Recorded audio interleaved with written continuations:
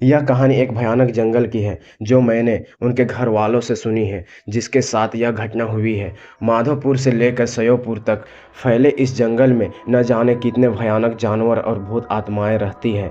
इस बार मैं सयोपुर रक्षाबंधन पर दीदी के यहाँ पर गया था। वहाँ के लोग उस जंगल के बारे में बताते रहते हैं कि इस जंगल में आत्माएं, भूत प्रेत रहते हैं। तो मुझे तो वैसे भी भूत प्रेत पर विश्वास है, शायद आप लोगों को भी हो। तो मैं 15 अगस्त को अपने जीजा की कॉलेज गया था। वहाँ के लोग उन्हें आचार्य जी कहते थे। 15 अगस्त का प्रोग्राम खत्म होते ही हम लोग जाने ही वाले थे कि वहाँ के पड़ोसी ने उन्हें घर पर चाय पीने को बुलाया। तब हम लोग उनके घर चाय पीने गए।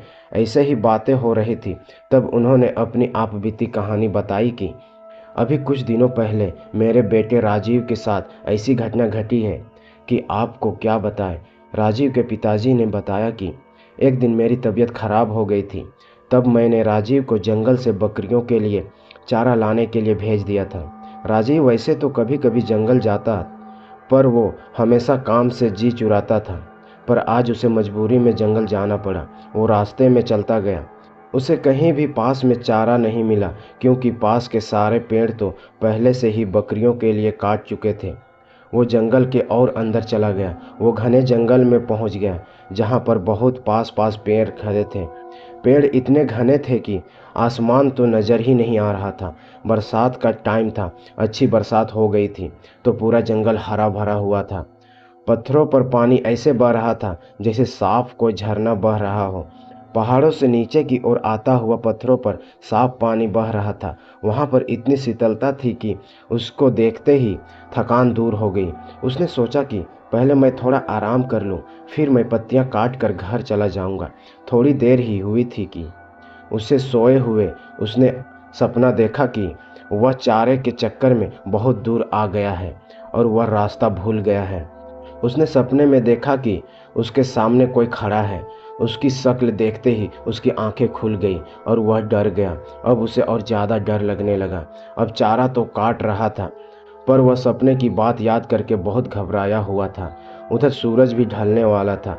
उसके हाथ दूर दूर तक किसी की भी आवाज़ सुनाई नहीं दे रही थी। वह जल्दी जल्दी पत्तियां काट ही रहा था कि उसे आपस में बातें करते हुए आवाज़ सुनाई दी। उसने सोचा, कोई आदमी होगा तो मैं उसी के साथ घर चला जाऊंगा। उसने जल्दी से पत्तियां बांधी और वह आवाज़ आ रही थी उधर की ओर चल दिया। पास पर उसके यह ध्यान नहीं किया कि वो आया किधर से है और किधर जा रहा है। वह उल्टा जंगल में घुसता चला गया। आवाज़ और साफ सुनाई देने लगी तो वह और आगे बढ़ा। उसने देखा कि दो लोग आपस में बातें कर रहे हैं और उनकी पीठ दिखाई दे रही है। उसने उनके पास जाकर बोला, क्या तुम मुझे घर जाने का कोई रास्ता बता सकते हो? इतना उसने कहते ही वो दो लोग उसके सामने से ऐसे फुर हुए कि वहाँ कोई था भी या नहीं। उनके गायब होते ही उसके पसीने छूट गए और वह बेहोश हो गया। जब उसे होश आया तो वह क्या देखता है कि वो सपने वाला आदमी उसके सामने खड़ा है। बड़ी बड़ी लाल आंखें, दांत बाहर निकले हुए, ऊपर से नीचे तक इतना भयानक कि वह डर गया और पागल सा हो गया, भागने लगा। उसने देखा कि एक भालू उसकी ओर भागता हुआ आया और उसके ऊपर झपटा। उसे लगा कि अब नहीं बचने वाला। उसके तो होश ही उड़ गए। वह एकदम बैठ गया और वह भालू ऊपर से निकल के नीचे गिरते ही वह आदमी बन गया। उसके गाल चिपके हुए, हाथ टेढ़े और पैर उल्टे, यह लंबी दाढ़ी और दांत होंठ कट कर बाहर निकले हुए। राजीव तो बस उसे देख रहा था, पर उसके होश ठिकाने नहीं थे। वह वहीं पर गिर पड़ा। इधर घर वालों को चिंता हो रही थी कि अंधेरा हो गया, राजीव अभी तक क्यों नहीं आया। उसके बड़े भाई ने कहा कि अभी आता ही होगा। सब लोग जब इंतजार करके थक चुके थे, रात के 8 बज चुके थे। अब उसके भाई को लगा शायद कुछ तो गड़बड़ है। कुछ लोगों ने कहा, चलो ढूंढते हैं, क्या पता इतने बड़े जंगल में कहाँ क्या हो गया होगा। सब लोग लाठी भाले टॉर्च लेकर उसे ढूंढने निकल पड़े। उसका भाई अपाहिज था, वह एक पैर से चलता था, इसलिए उसके पिताजी ने कहा, बेटा तू यहीं रह अपनी माँ और बहन के पास, हम लोग जाते हैं, कुछ खबर होगी तो हम बताएंगे। पूरी रात जंगल में ढूंढते हुए हो गई, पर उसका कुछ नहीं पता चला। जहाँ तक वो लोग जाते थे वहाँ तक सारा जंगल छान मारा, मगर राजीव का कोई पता नहीं। सब लोगों ने कहा कि अभी घने जंगल में जाना ठीक नहीं है, अभी सुबह होते ही चले जाएंगे। अभी 4 बजे हैं, अभी 1 घंटे में सुबह हो जाएगी। सब लोगों ने वहीं बैठकर सुबह का इंतजार करने लगे। थोड़ी देर बाद सुबह हो गई। सब लोगों ने कहा चलो अब चलते हैं। सब लोग चल दिए, आवाज लगते हुए राजीव राजीव। पर राजीव बेचारे की भूख प्यास के मारे वो हालत हो गई थी कि वह सुध बुध खो बैठा था। उसे अब यह नहीं पता था कि मैं कहाँ पर हूँ। 2 दिन हो गए, राजीव का कहीं पता नहीं चला। अब सब लोग परेशान थे। उधर राजीव का भाई बहुत व्याकुल था। बेचारा कुछ कर तो नहीं सकता था। वह जाकर अपने सामने खड़े हुए नीम के पेड़ के नीचे गड्ढा खोदने लगा और कहने लगा, मेरा भाई आएगा, मेरा भाई आएगा। वह कहे जा रहा था। दोस्तों, उस नीम पर वह रोज सुबह दूध चढ़ाते थे, उसे अपने देवता का निवास मानते थे। इधर उसके भाई की पुकार सुन के उनके देवता निकल पड़े। उधर रात हो गई थी और राजीव को उन भूतों ने घेर रखा था। भाई वह खुद बता रहा था। भाई क्या बताओ, उस रात की बातें याद करके मैं अभी भी डर जाता हूँ। वहाँ पर इतने भूत एक साथ मैंने क्या किसी ने सपने में भी नहीं देखा होगा। किसी की गर्दन अलग, कोई बिना आँख कान, कोई चांडा मेरे चारों तरफ तांडव कर रहे थे। मैं कभी जिंदगी में सोच नहीं सकता कि ऐसा दिन भी आएगा। ऐसी तरह तरह की आवाज़ें निकाल रहे थे। सारा जंगल उनकी आवाज़ से गूंज रहा था। मुझे लग रहा था कि मैं अब बचने वाला नहीं हूँ।